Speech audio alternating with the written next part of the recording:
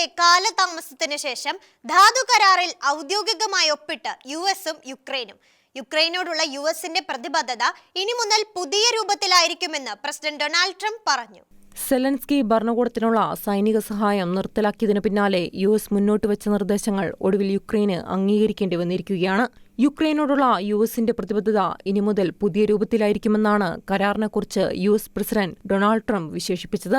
United States Ukraine reconstruction investment fund എന്ന് പേരിട്ടിരിക്കുന്ന കരാറിനെക്കുറിച്ചുള്ള വിശദാംശങ്ങൾ ഇരുപക്ഷവും പൂർണ്ണമായി പുറത്തുവിട്ടിട്ടില്ല.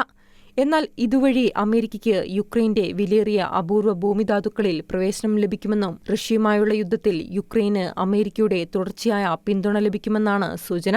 നേരത്തെ വൈറ്റ് ഹൌസിൽ വെച്ച് ധാതുകരാറിൽ ഒപ്പുവയ്ക്കാനെത്തിയ സെലൻസ്കി ട്രംപുമായുള്ള വാക്കുതർക്കത്തെ തുടർന്ന് തീരുമാനത്തിൽ നിന്ന് പിന്നോട്ടു പോയിരുന്നു. യുക്രൈന്റെ ആകെ ധാതുസമ്പത്തിന്റെ 50% യുഎസിന് വേണമെന്നാണ് ട്രംപ് മുന്നോട്ടുവച്ച കരാർ.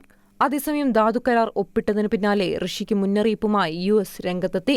യുക്രൈനിൽ ശാശ്വതമായ സമാധാനത്തിനും ദീർഘകാലാടിസ്ഥാനത്തിൽ പരമാധികാരമുള്ള ഭരണകൂടം സ്ഥാപിക്കാനും യുഎസ് പ്രതിജ്ഞാബദ്ധമാണെന്ന് ട്രഷറി സെക്രട്ടറി സ്കോട്ട് ബെസന്റ് പറഞ്ഞു. യുക്രൈനിൽ സമാധാനവും സ്വാതന്ത്ര്യവും പുനഃസ്ഥാപിക്കാൻ ട്രംപ് ഭരണകൂടം തയ്യാറാണെന്നും അദ്ദേഹം പ്രഖ്യാപിച്ചു. 3 വർഷമായി യുദ്ധം തുടരുന്ന യുക്രൈൻ ഭൂമേഖലയുടെ ഏകദേശം 20% റഷ്യ കൈവശപ്പെടുത്തിയിട്ടുണ്ടെന്നാണ് രാജ്യാന്തര മാധ്യമങ്ങൾ റിപ്പോർട്ട് ചെയ്യുന്നത്. International desk Shekinah news.